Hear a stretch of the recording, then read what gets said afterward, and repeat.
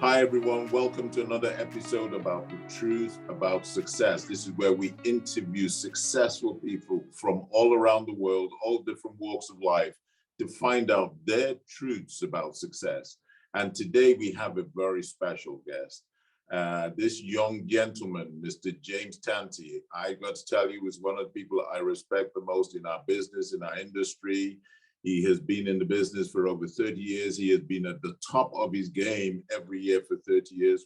And not only that, his business has turned over $300 million so far and still counting.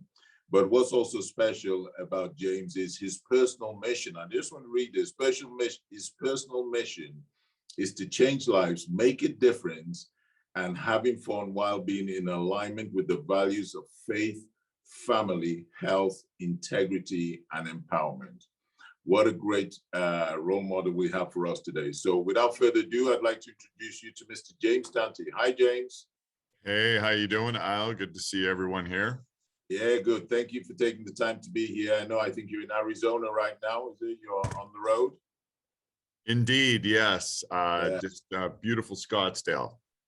Scottsdale. Well, Scottsdale's a beautiful place to be. So let's just get straight in. One of the first questions I've got here is when people look and they see successful people, one of the things they always think you're lucky or you were born successful because they're seeing obviously the finished article. And what are your thoughts on that statement? Well, I think I am special. We are all to begin. We're all creatures of God, and we're all special in our unique ways. But nothing happens by accident, and it reminds me of the book Grit by Angela Duckworth, where really the essence of grit is having a passion and applying that passion persistently over time, and that will trump natural talent. So there's people that often you see come and go that have so much talent, and maybe they get a fast start, but they just don't have that stickability. And truly, I think that might be the competitive advantage that we've endured, and that's we don't quit. But again, you're talking about this person. They're looking at you, go, James. You're lucky. You had it easy. When you have somebody say that to you, what do you say back to them? Well, yeah, we are lucky, and it's labor under correct knowledge. And a lot of people, they'll see the prize, but they don't see the price that you have to pay to get to the prize. Yeah. So I get what you mean. A lot of people don't want to put that time in. They want instant success. That's, they want the result, and you tell them you're going to have to work a few years for this. They go, I don't know what I want to do that. But so moving on from that. So what was your childhood like? Well, once upon a time, I was a little boy and a teenager, young man.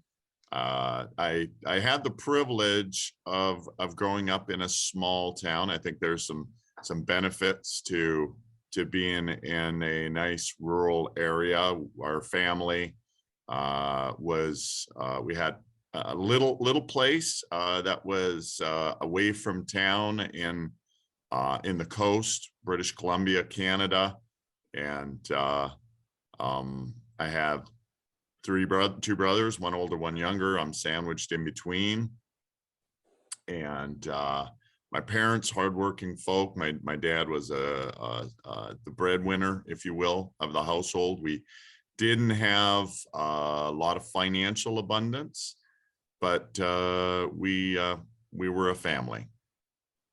And so you weren't born into a really rich family. You just came from a normal, average background. Is that what you're saying? Rich in spirit. Okay. Rich in spirit. Okay. And then, so did you go to college? Did you go to university? Did you go down that line? Went into business, and That was a lot of fun, a lot of learning experiences, a lot of late nights cramming. But yeah, I just I had kind of a regular middle class upbringing, and learned the disciplines of hard work and accepting responsibility. We had a small hobby farm, so it's a good childhood. Michelda, so when you look back now on your childhood, your teenage days and growing up, are there any of the things that you can relate back to say during that period of time that now you realize helped shape you to be the business person you are today, or the successful person you are today? I think growing up, I was always a little industrious and entrepreneurial. Um, I remember I seen somebody with a lemonade stand, and I was like, I like that. That looks like a good idea. But what I didn't realize, that you need customers. And so we're at the end of this dirt road, and popped up a table, and I was like, this is the best lemonade ever. And I think I drank most of the lemonade. It waited 2 or 3 hours, seemed like all day long. But I did have one customer. Fortunately, my price was double of what the competition was. They really didn't have much choices where I was at, so I was able to charge 50 cents. So yeah, always did kind of like side gigs, piecework. Even as young as age 8, 9, we lived in the woods, so I would go up, pick salal and cash that in. They make flowers out of that stuff. My brother and I, we'd cut down trees, chop wood, and so always doing something to generate a buck. So tell me, what made you go into business? What made you take that route? Well, I've had 3 real jobs, and during high school and through college, got laid off on 2 of those jobs. And then one day I was coming out of the shower in college. My roommate invited somebody over that was showing a business plan. It was a network marketing thing. And I was like, this sounds pretty good. And at the time I was poor, hungry, determined, naive. And but I understood that you can leverage your time through the efforts of other people. And that's kind of where I guess I took the first step into business and had incredible learnings. And that's pretty much, I would say, how I got started in the world of business. I like how you used the word, you got incredible learnings, which means it didn't go very well for the beginning. There was a hard learning process and a hard learning curve. So when you look now, I mean, okay, you've been in business now 30 years, you've been very successful. What would you say is been your biggest achievement, and why? Biggest achievement? Well, I would say biggest success has been married happily for 25 years, attracting my soulmate and somebody I'm best friend with, somebody that I can pitch and catch with, and that's and somebody I can have a business with. It's been extremely rewarding. That, on a personal side, I would say that that's a huge achievement. And nowadays, people kind of throw in the towel, and there's challenges in relationships, especially if you're working with your spouse. But I would say it's a huge win, and it's a win every day, and very grateful for that. Achievement wise, there's been so many fun contests and challenges and things like that we've been able to accomplish. But I remember in the beginning days, there was this ring. It was a gold ring, and you could get diamonds in the ring, and you're smiling. You've probably seen some of those rings. And I was like, I've never. Is it this one? It was another one, but I was obsessed with it. I would go to sleep at night, and I'd close my eyes. I'd see this ring, and all these things about visualization, law of attraction. And man, I got that ring and it was like, oh, it was a prize. It was like, I was so proud of that trophy. Yeah. Actually, I always think when I look back, your first big win is the one that makes, because after a while you get, and I remember my first nice car I got, the big leap from the banger, the scruffy car that's falling apart, and then you buy this one car that's like newish. It wasn't brand new, but it was newish. I mean, that was just like, man, I've arrived. That was that. Mhm. Now you can buy a nice exotic car, but you're not making those big jumps. It's just Yeah. a small. So I get what you mean. So moving from your thing, and by the way, what you mentioned there about marriage, that is so special. And JL obviously has been a guest on this show. So if anybody wants to look that up, she's a fantastic lady. It's there in the library. Just go search it out.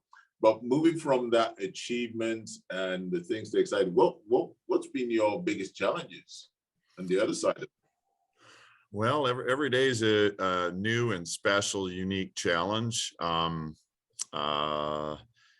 Yeah, I would say that a challenge of a test of faith would have been back in the college days, doing a solo parachute jump, Wow. and it's a half a day where you go to the base and you see some people jumping, and we seen this guy who flared too early and he broke his leg.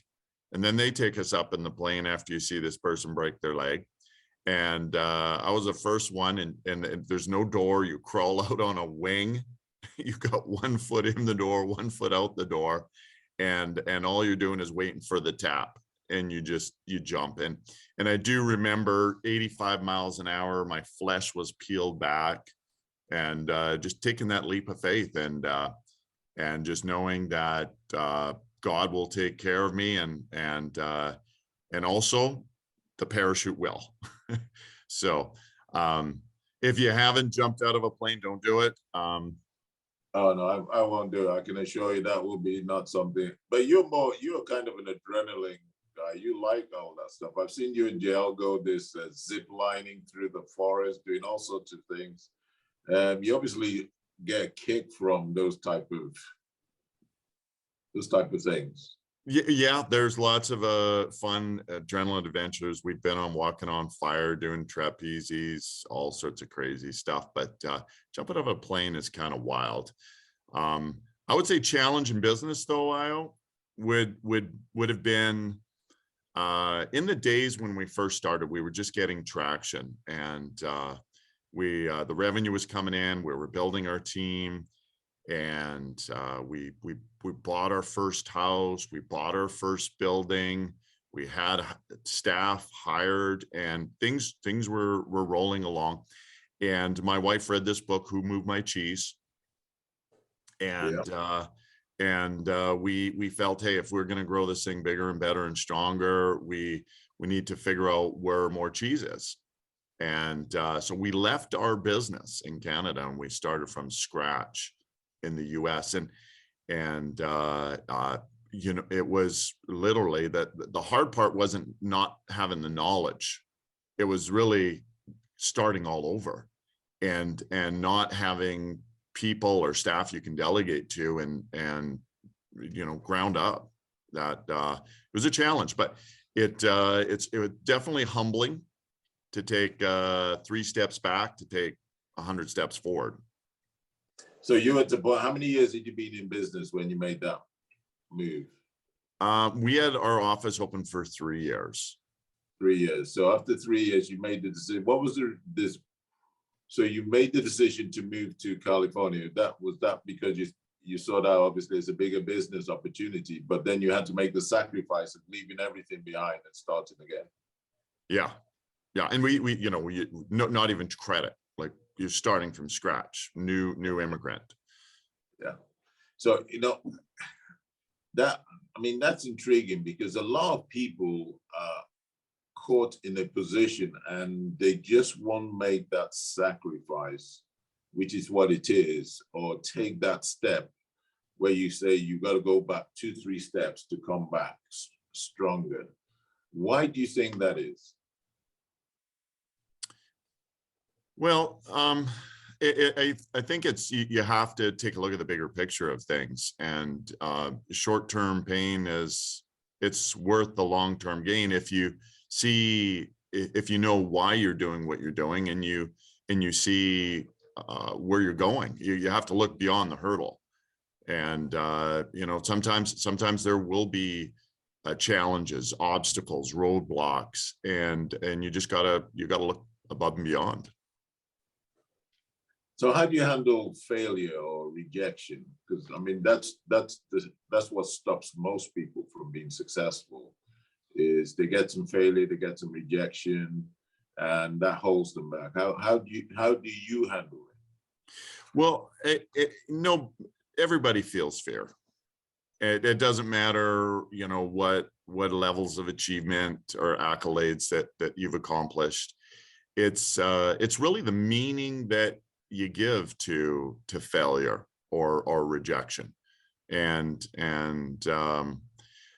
failure.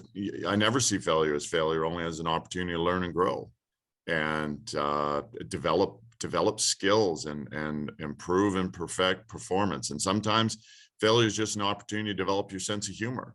And so it just kind of reframing it for a meaning where you're not taking it personally. It's not bruising your ego, and understand that you got to feel the fear and do it anyway. And you do it, and you condition a reflex, and then really it's you don't think about it. It's a habit. But I suppose when you learn to deal with that over and over again, it becomes a habit of how you respond. I love that saying where life is 10% what happens, 90% how you respond. So you learn how to respond it. And you talked about how you give meaning to that failure. Just elaborate on that a bit more. So I imagine I'm trying to get a promotion, and I'm working hard, and I've tried 3 times, and I've been knocked back 3 times, and I haven't got the promotion. How would I deal with that? Well, we fortunately we have a bundle of emotions that we can feel.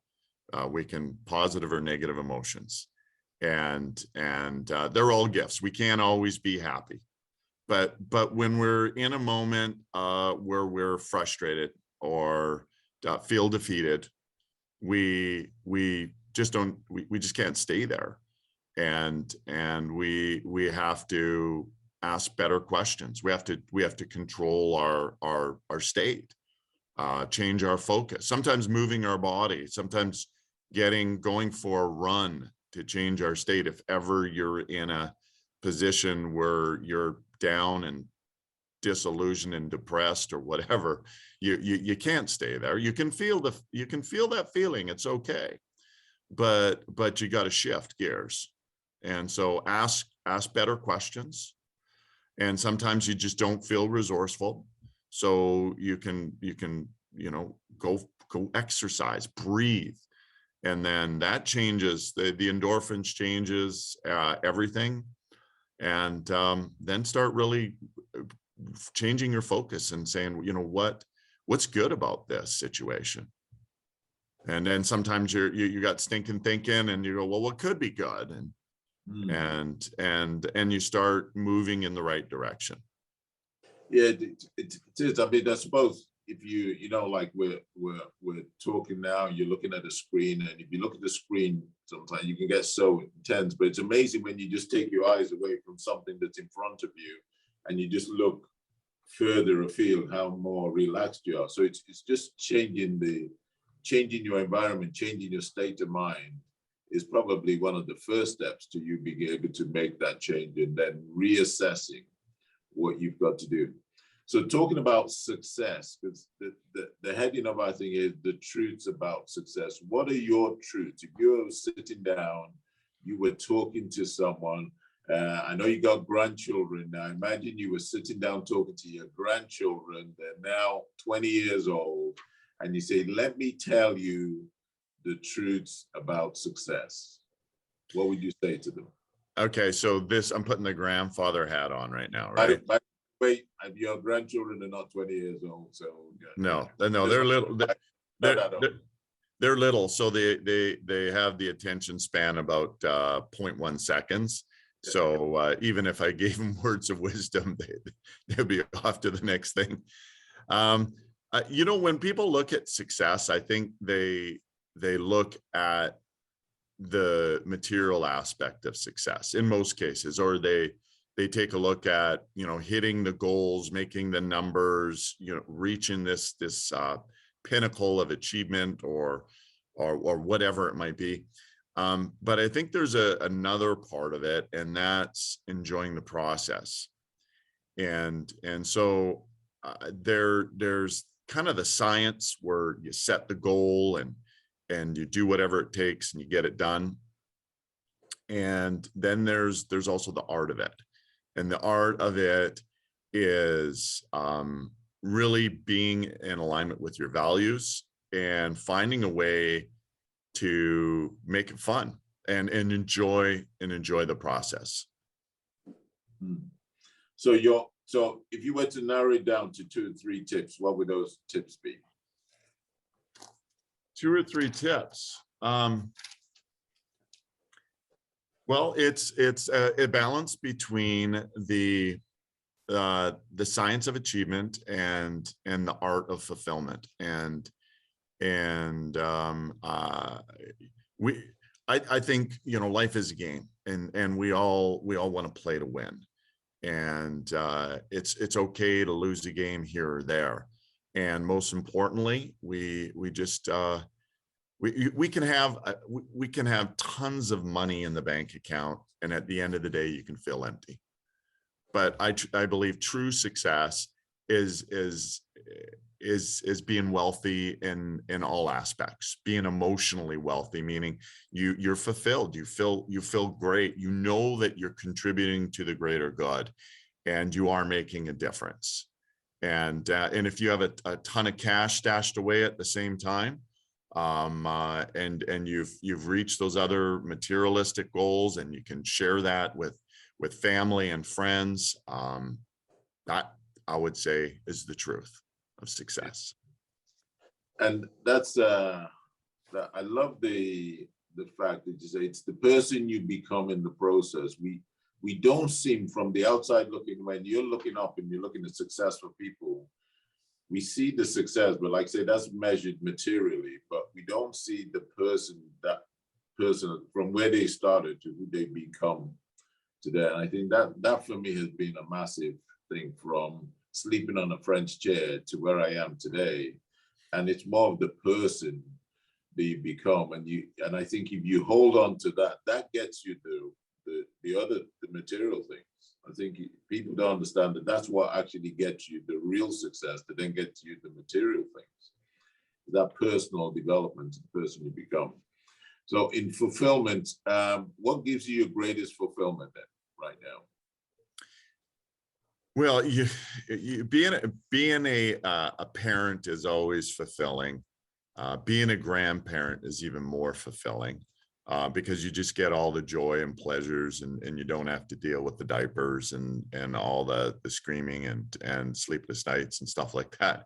But I would say that another aspect of the fulfillment is helping other people achieve their goals, is being able to coach, mentor, and challenge people through whatever limiting doubts, that beliefs they might have, and get them to break through and become a better version of themselves, and see a transformation where their life becomes better, and that ripple effect perpetuate. And I think that would be the ultimate fulfillment, because the payment you receive is the gratification knowing that you're helping others. Yeah, well, so right. I mean, one of the things I talk about in the Y Factor Academy is our mission is to empower people to take action. But I've always loved that saying: feed a man a fish, you feed him for a day, teach him how to fish, and you feed him for life.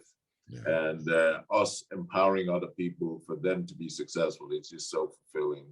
so fulfilling. So if we move from success to to the opposite side, which is fail, why do people fail, do you think? Why do people not excel and get to the potential they're capable of getting to? Well, I would say not knowing what you really want. It's funny, you will ask people, hey, what do you want? And then they might tell you, hey, this is what I don't want. Or you ask them, hey, what do you really want? And they go, well, and then they go around in circles and they're not really clear on it. And I would say, first and foremost, the starting point is know what you want with detail, specific, so that you can see it, you can feel it, you can know it in your heart and in your fiber of being. And so it becomes a part of you. Knowing, being super ultra clear on what you want. That would be number one. And we are in a business environment where things are changing so much.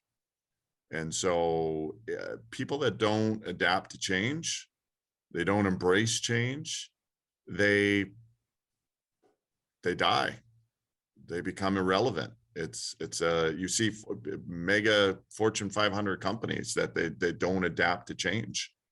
We're too big to fail. And it's not true. Disruption is happening everywhere. So we have to be open to adjust and change with the times. Again, absolutely. I mean, one of my philosophies of life is about evolving to be the best you can be. You've got to constantly be changing because the world is changing too. And if you don't keep up with the world, you're gonna be left behind. But you talk about people not being focused, not being clear. I know you and I have done a lot of projects we've done about that vision, having that vision, having a vision board. How important is that? Well, without a vision, people will perish, right? And a vision is really more of a longer term goal, if you will. It's being able to see. It's being able to see where you're going, and seeing in many cases is believing, and we have to believe in possibilities. Sometimes we have self-doubt. Sometimes we doubt ourselves. If we see other people doing it, it inspires us that, hey, we can do it too. If other people haven't done it yet and you're a pioneer walking in a path, you have to have a vision. You have to see further ahead than anybody else, and that's usually 3 to 5, sometimes 10 years down the road. Yeah. Well, that vision board is so important. I mean, we did it in our goal setting exercise. I know you do it, you encourage it. And to anybody listening now, so just taking some of the nuggets you've given us here, you're saying you've got to have clarity. The reason people don't make it is they're not really clear of where they're going. That's like jumping in your car and you're going somewhere and you don't put the destination into that GPS and sat nav. So that's one key point, is knowing exactly where you want to go, and then getting a clear vision, clear details of exactly what you want. So we use the example, if you want to buy a car, is what type of car, what model, what color, what leather, what wheels, whatever. You want that detail, as much detail. How important is that detail to achieving the goal? Well, the more specific, the better. And I think it ultimately, whatever the goal is, knowing what you want, seeing it in living color, literally, you want to see it in a movie. So it is totally, completely real to you. And breaking it down into whatever the action plan is to achieve it. It usually boils down into an activity that's going to generate a specific revenue or profit that will convert into whatever this particular outcome is. So talking about that, I mean, one of the things I looked at when I was coming through from nothing, I looked for role models, people who I was in harmony with them, their personality, we were sort of like in tune. And I studied them, and you don't have to have a role model that you just a mentor. They can mentor you from afar. Did you have any mentors in your career? Oh, tremendous. And the way a mentor works is, you're right. It's somebody that you have to respect, somebody that will inspire you to greatness, that will inspire you to go outside of your comfort zone. And there'll be a point where your mentor is like, thank you.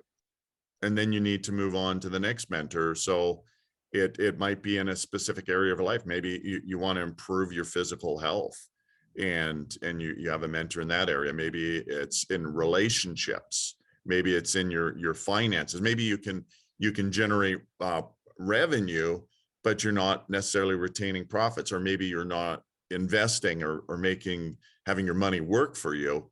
So I think it's vital to have mentors, because it pushes us to become more.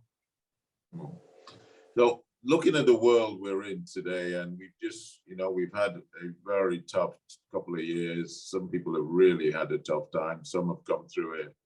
And, the current turmoil in the world, we're not talking politics here, but there is so much turmoil and negativity around. How do you stay focused with all that going on around?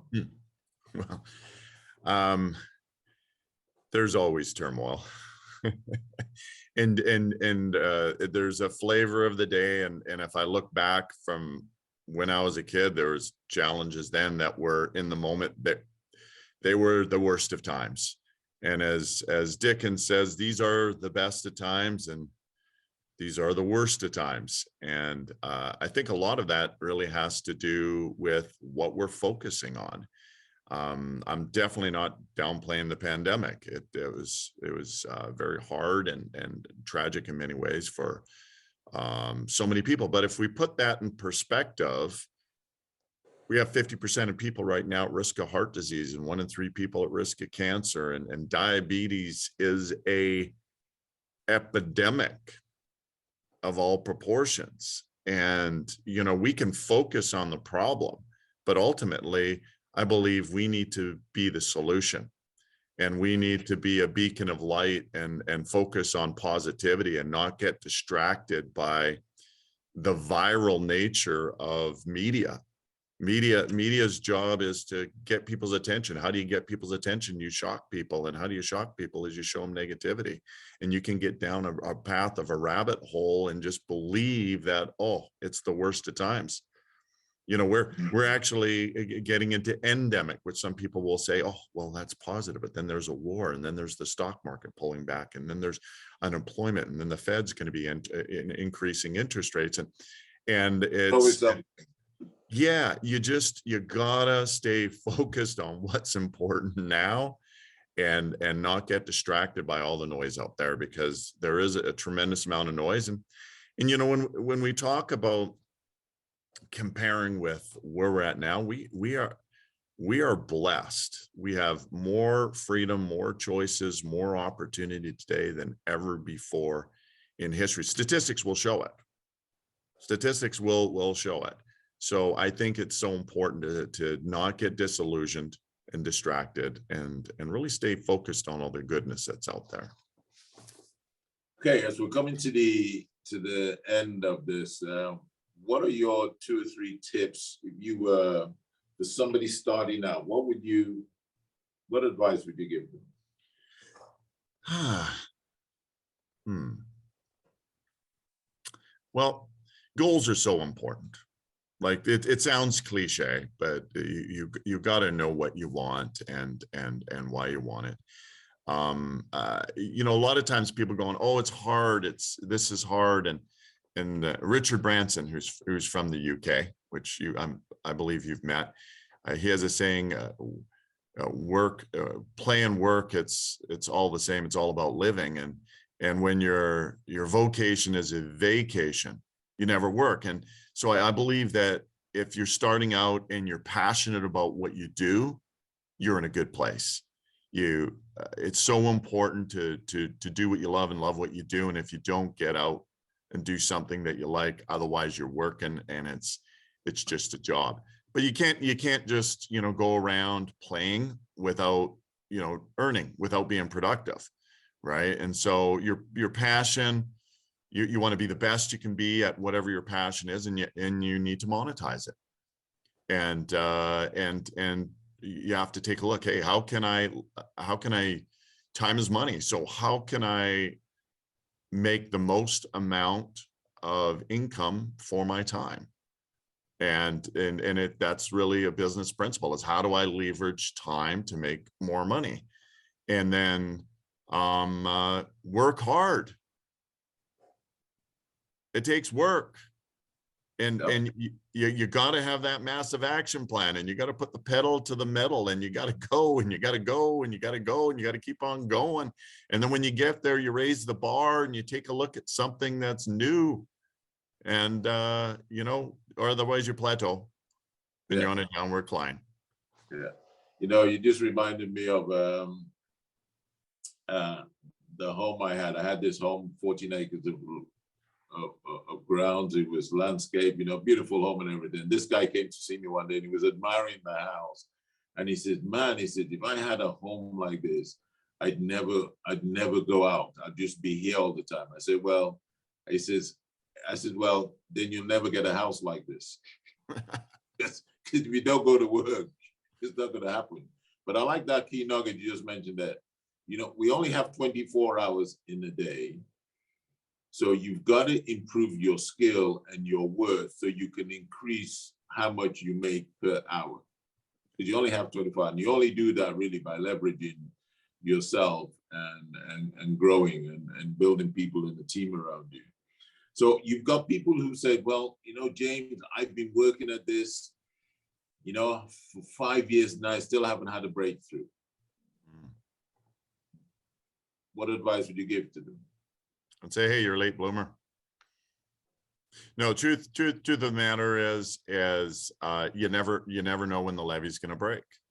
And if you believe in the mission, you believe in the product, you believe in the company, and you believe you're doing the right thing, just keep on doing it, and keep on doing it, and keep on doing it. And if it's not working, find out who is making it work, and borrow their tactics and their techniques. It's a very simple thing, modeling, right? Sometimes we get so focused on doing our own thing, and we get in our own little silo and doing the wrong thing over and over and over and expecting different results. Well, it's total insanity.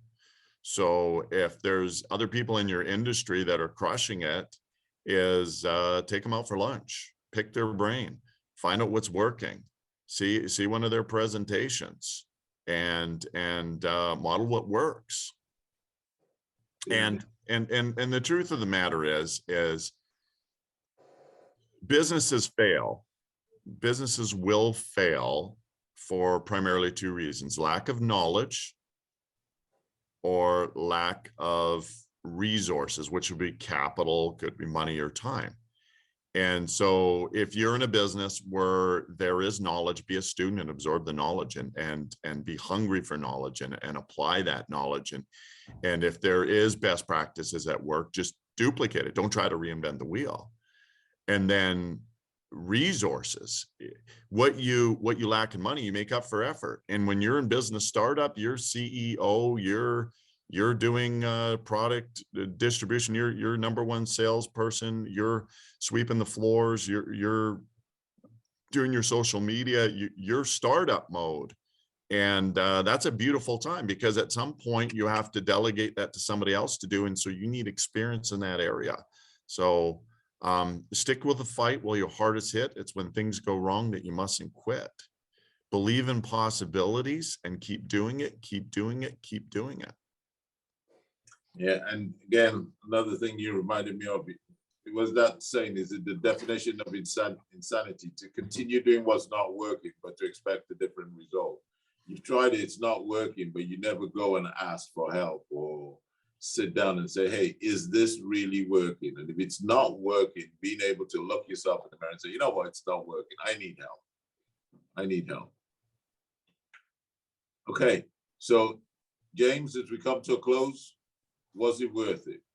Was it worth all the hard work, the sacrifices, and there's still hard work involved, because once you become successful, you still have to work hard to stay at it. Was it worth it? Was it worth it? You're asking a question which presupposes I've arrived. Not quite. The journey continues. The journey continues, and I would say, first and foremost, we're so fortunate. We're so grateful. And I would say we're rich in, emotionally, rich in health, financially. We're very fortunate to have financial abundance. And some people say, hey, but money is not everything, or money cannot buy happiness. And I'll disagree. And the reason why I disagree is you give money to somebody that really, really needs it, and you see them smile, and you know that it can. And so if you don't do it for yourself, do it for others. Yeah. And when you can give and give unconditionally without expecting back, is it worth it? Yeah, absolutely. When you can help other people share that same entrepreneurial spirit and do the same thing, and they turn around and say, thank you for believing me, thank you for giving me a helping hand, thank you for nudging me when I needed it the most. And so those would be the true fruits of the efforts of going the extra mile. Yeah, and I appreciate that. Thank you for sharing that, because, like I say, it's touching people's lives and making a difference. And once you have abundance for yourself, it's also you help other people and teach those other people to help others from there. It's making a difference. So your personal, what's your favorite dish? What's your favorite dish? What's my favorite food? Well, we've traveled the world and we've dined at the finest Michelin restaurants and tasted from the best chefs, and full circle, I like healthy home cooked meals, and I've been predominantly plant-based for 20 years now, and I believe that number one, you need the right ingredients, and the freshest, organic if possible. You need the right technique, and you need the right equipment. And so you can't cheap out on the equipment. You need a good set of cookware. But I truly believe my favorite dish is I love veggies, and they got to be cooked right. And I believe home cooked meals the way to go. Yeah, and if you're gonna cook, you have to cook with Salad Master. That's the key. That's the key. That's the key. So, your hobby? Do you have any hobbies? I like chilling in the backyard and just listen to the waterfalls. I like jumping on. I used to mountain bike more. Now I got one of those full suspension e-bikes, and I'm telling you, there's so much fun screaming down the mountain. Yeah, I like to exercise. I like hanging out with grandkids. I like sipping on good wine, great food, hanging out with friends. Now you're talking. Well, James, look, appreciate your time today. I know you're in Scottsdale. So Scottsdale, Arizona it's a really nice place to be. What do you like about Scottsdale?